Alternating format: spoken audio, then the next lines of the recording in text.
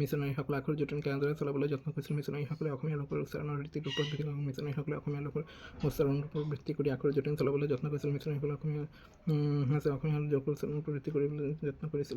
অসমীয়া আখৰ জটিল স্থিৰ কৰিবলৈ কি কি কৰিব লাগে বুলি কোৱা হৈছে? এনে স্থলত অসমীয়া আখৰ জটিল স্থিৰ কৰি তুলিবলৈ আৰু সৰলীকৃত আধুনিক যন্ত্ৰ বিজ্ঞানৰ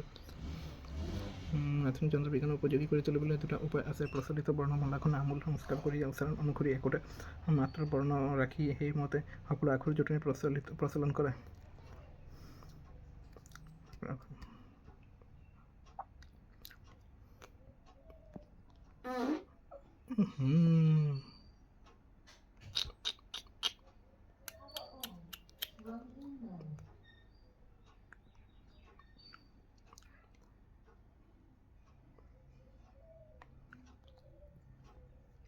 অসমীয়া আখৰ জটিল স্থিৰ কৰিবলৈ কি কৰিব লাগে বুলি কোৱা হৈছে? এনেস্থলত অসমীয়া আখৰ জটিল স্থিৰ কৰি তুলিবলৈ আৰু সৰলীকৃত আধুনিক যন্ত্ৰ বিজ্ঞানৰ উপযোগী কৰি তুলিবলৈ দুটা উপায় আছে। প্ৰচলিত বৰ্ণমালাখন আমূল সংস্কাৰ কৰি উচ্চাৰণ অনুসৰি একোটা মাত্ৰ বৰ্ণ ৰাখি সেইমতে সকলো আখৰ জটিল প্ৰচলিত কৰা।